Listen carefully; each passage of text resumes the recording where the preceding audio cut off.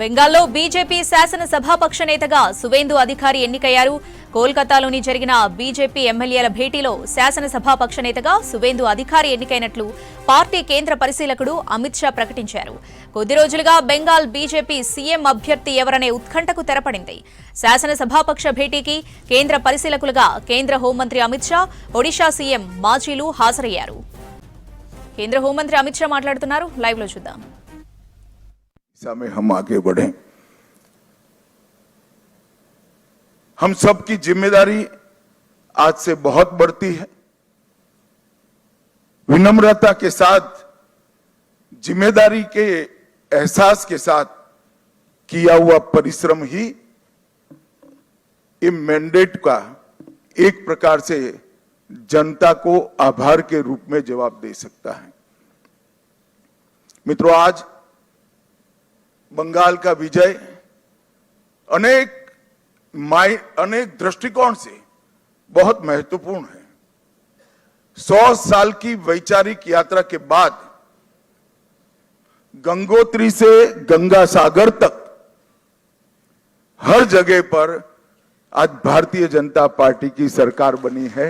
ये हम सब के लिए बहुत आनंद का विषय है। 1950 से जिस विचार की यात्रा को लेकर हम निकले और जिसके नेतृत्व में निकले, श्यामा प्रसाद मुखर्जी के नेतृत्व, उनकी ही जन्मभूमि में 1950 के बाद आज 2026 में श्यामा प्रसाद जी की ही पार्टी की सरकार बन रही है। ये भी बहुत महत्वपूर्ण है। जब 370 हटी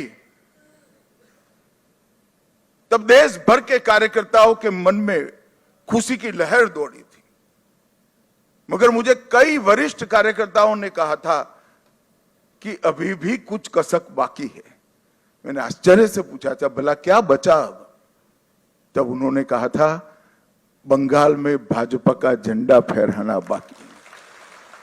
और आज मैं मानता हूं श्यामा प्रसाद जी जहां पर भी होंगे, मुक्त मन से नरेंद्र मोदी जी के नेतृत्व को वो आशीर्वाद देते होंगे, क्योंकि नेतृत्व ने भारतीय जनता पार्टी को गंगा सागर तक पहुंचाया, गंगोत्री से लेकर 2014 से जो यात्रा निकली,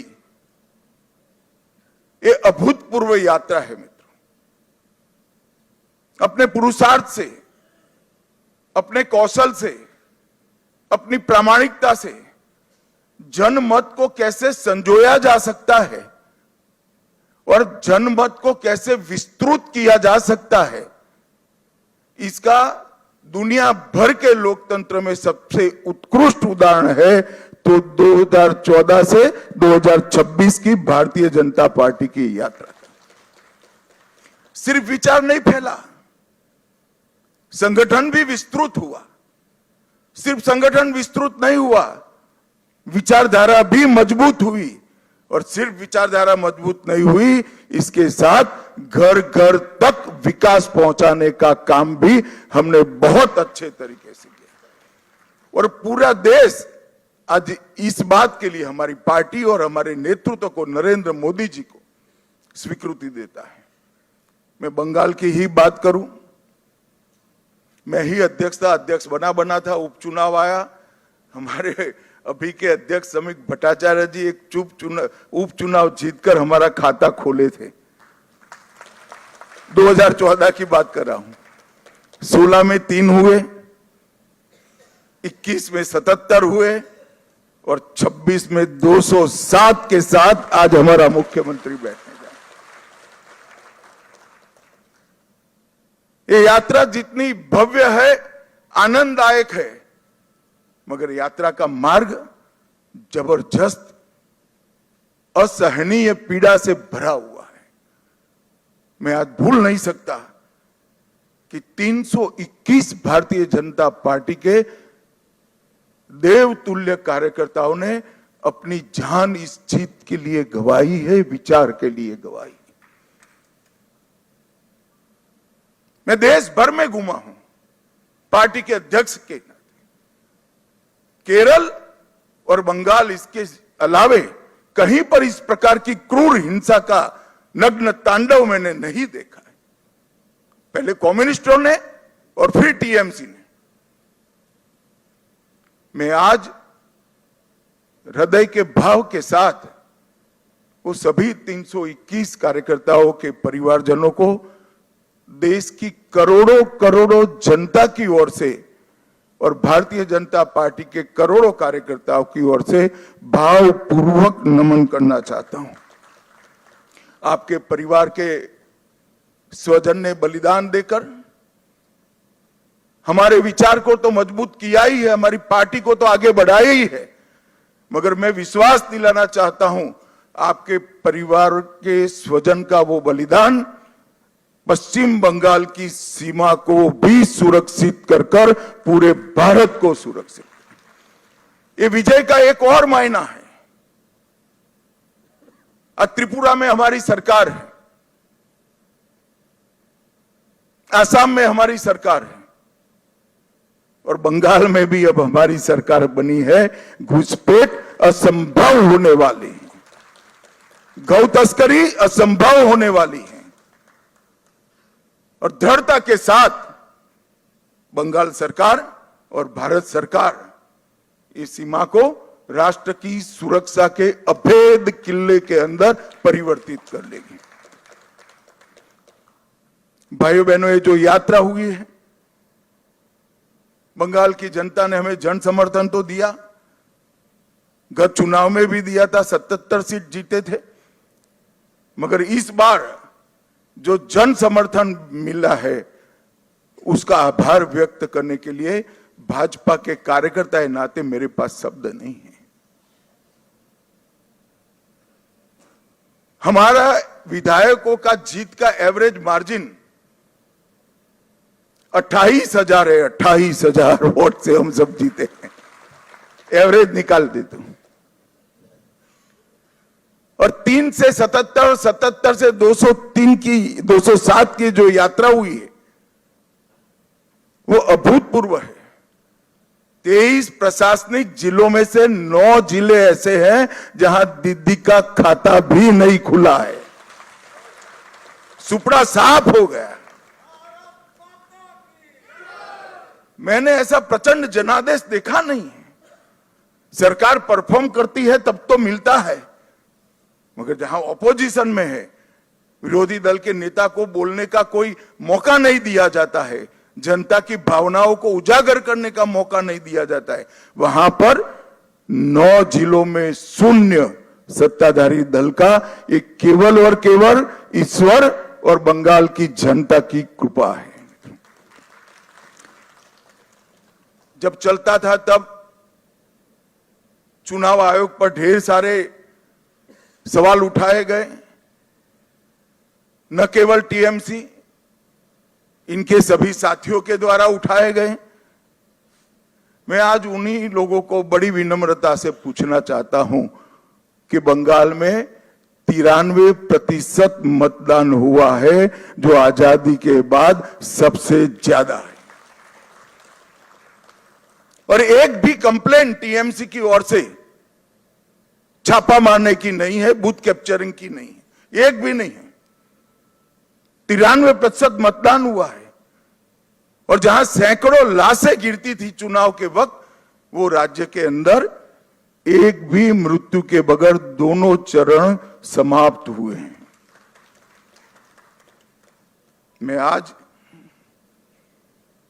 चुनाव आयोग के तहत काम करने वाले सभी सुरक्षा बलों को, बंगाल सरकार के सभी कर्मचारियों को और बंगाल पुलिस को भी हृदयपूर्वक अभिनंदन देना चाहता हूं कि आपने जो काम किया है इससे विश्व भर में लोकतंत्र का मैसेज गया है।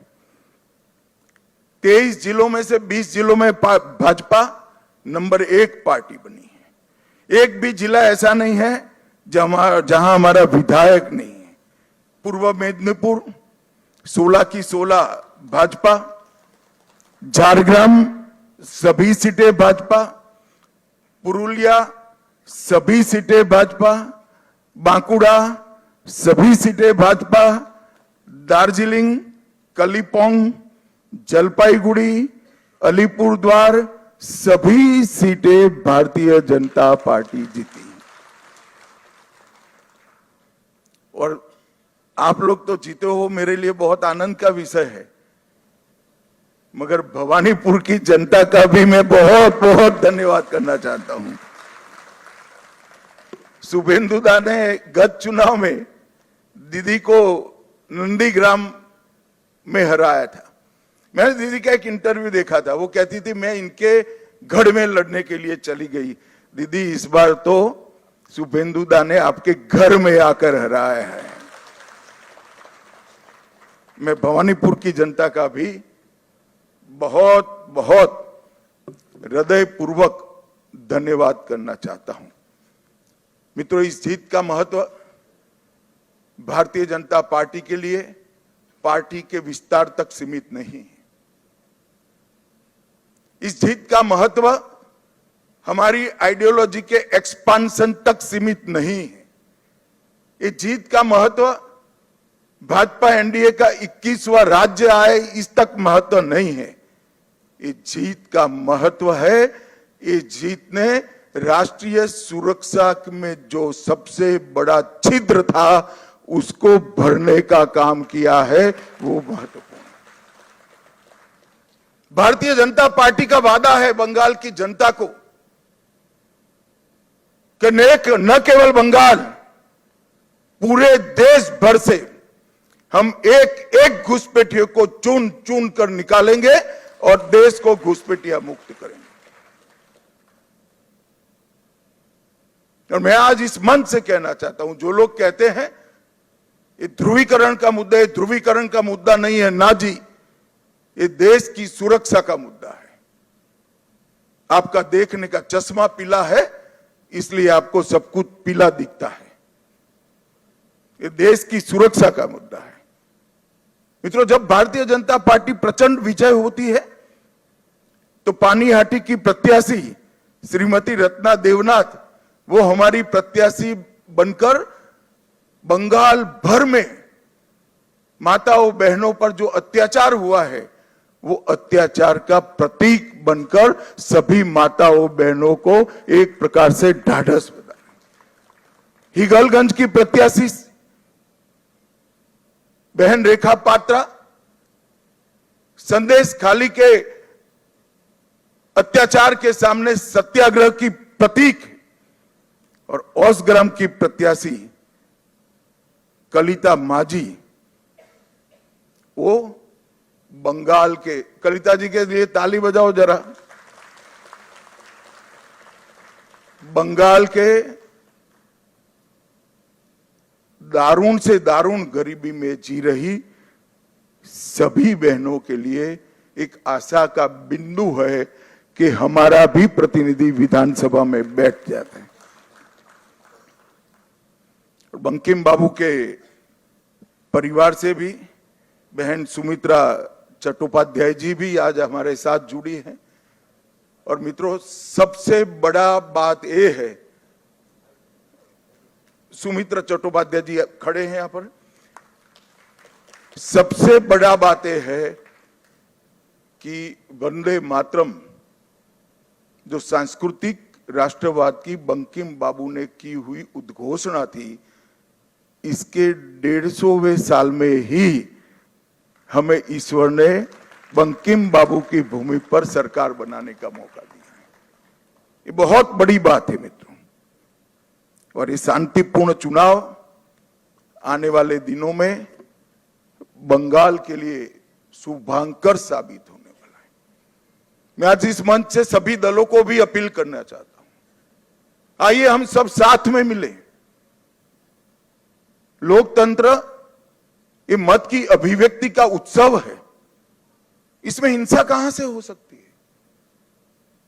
देश के सभी राज्यों में हिंसा समाप्त हो चुकी है और भारतीय जनता पार्टी की विशेष जिम्मेदारी है, साथ में सभी दलों का सहयोग भी चाहिए कि ये सरकार बनने के बाद किसी भी चुनाव में घपलेबाजी और हिंसा का समाचार देश भर में पहुंचे नहीं। ये हमारी जिम्मेदारी है मित्रों, और इसी के लिए हमें मैंडेट मिला है।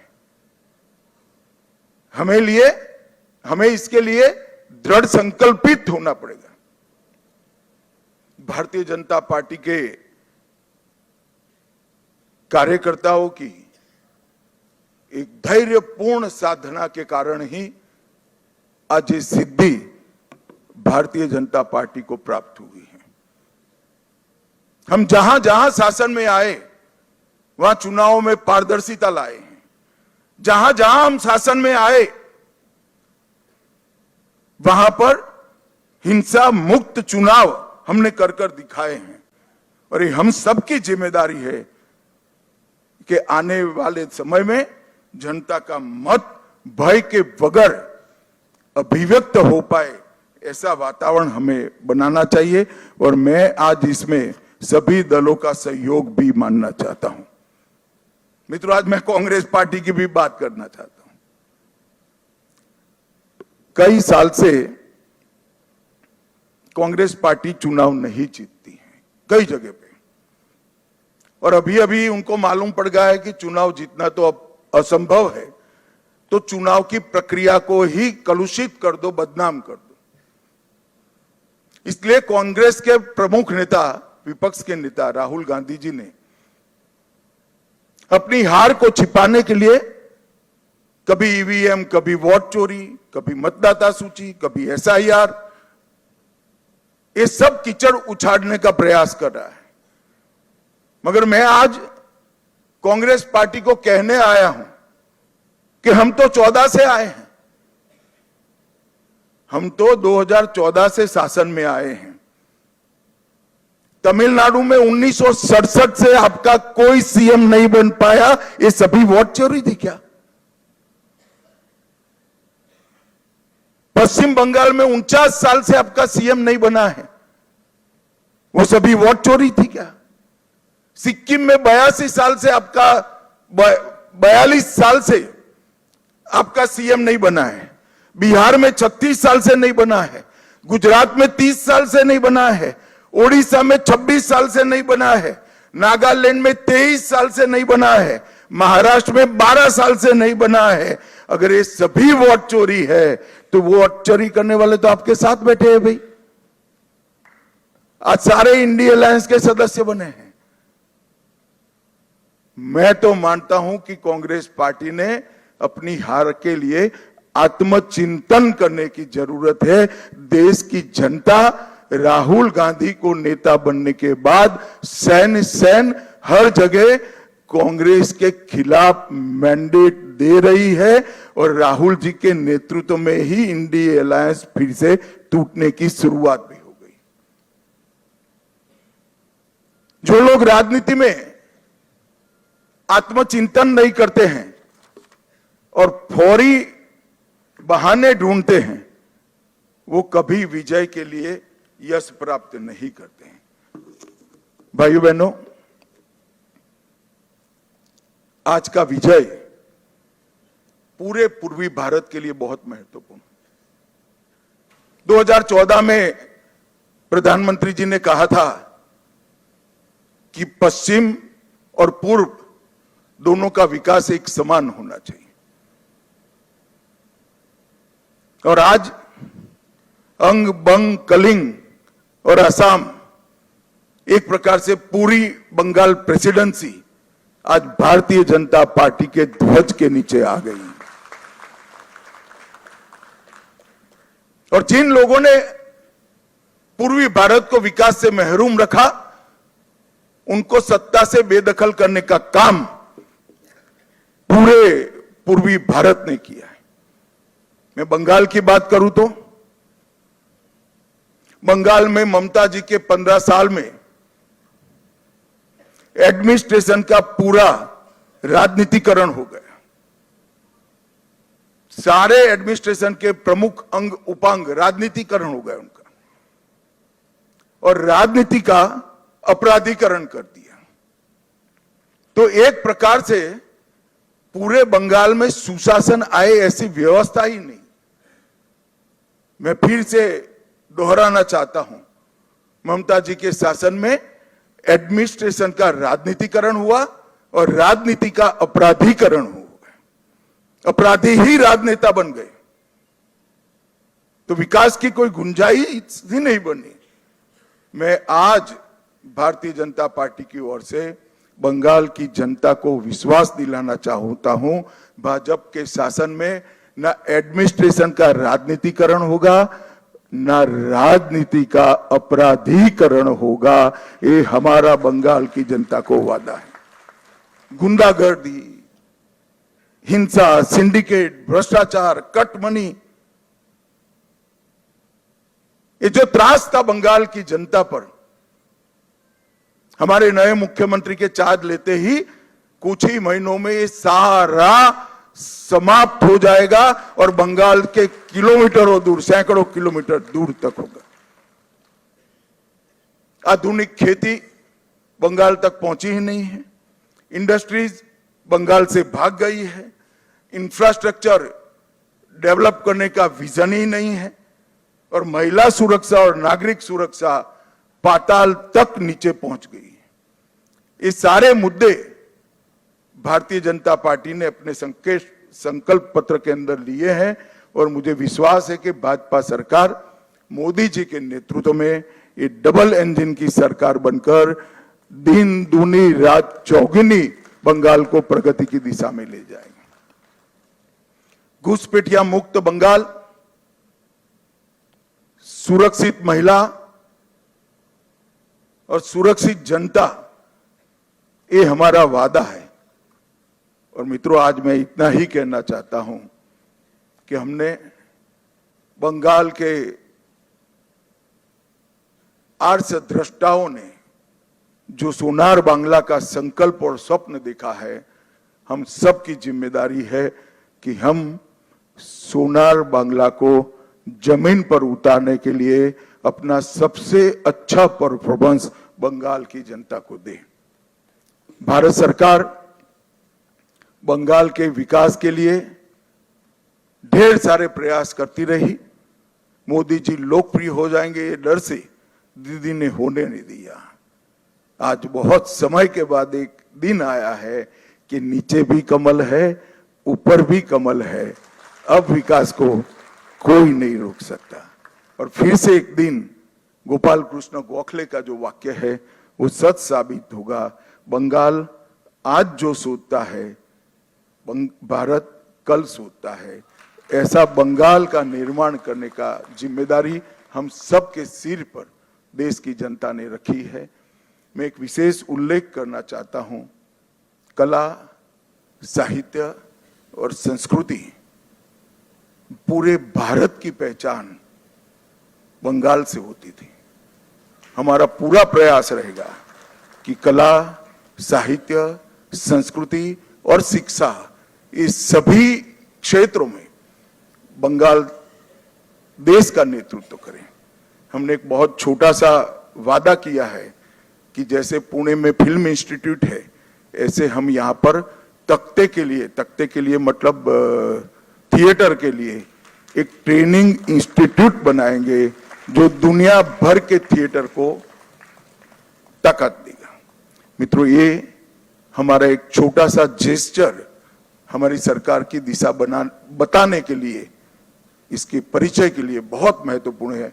मैं आज फिर से एक बार नरेंद्र मोदी जी की ओर से, हमारे पार्टी के राष्ट्रीय अध्यक्ष नितिन नवीन जी की ओर से और भारतीय जनता पार्टी के करोड़ों कार्यकर्ताओं की ओर से बंगाल की जनता को मनपूर्वक धन्यवाद और प्रणाम करता हूं और शुभेंदु भाई को बहुत बहुत शुभकामनाएं देता हूं कि आप सफल होइए और बंगाल के जनता के पूरी आकांक्षाओं को, आशाओं की पूर्ति का आप माध्यम बनिए।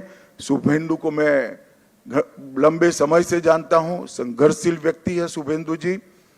एडमिनिस्ट्रेशन को भी देखा है और टीएमसी के दूषणों को भी देखा है। यहां पर सुशासन देने में हमारी टीम के साथ शुभेंदु जी सफल होंगे, इसका मुझे पूरा विश्वास है। और उन्होंने जो संघर्ष किया है वो संघर्ष आज परिणाम लाया है। हमारे 321 से ज्यादा कार्यकर्ताओं ने जो बलिदान दिया है, आज उसका परिणाम मिला है। और देश भर के हजारों कार्यकर्ताओं ने बंगाल चुनाव में प्रधानमंत्री जी से लेकर हम बूथ के अध्यक्ष तक सभी ने मेहनत की है। इस सभी का बहुत बहुत धन्यवाद। मेरे साथ एक बार मन पूर्वक बोलेगा, वंदे वंदे वंदे, जय श्री राम, जय जय श्री राम।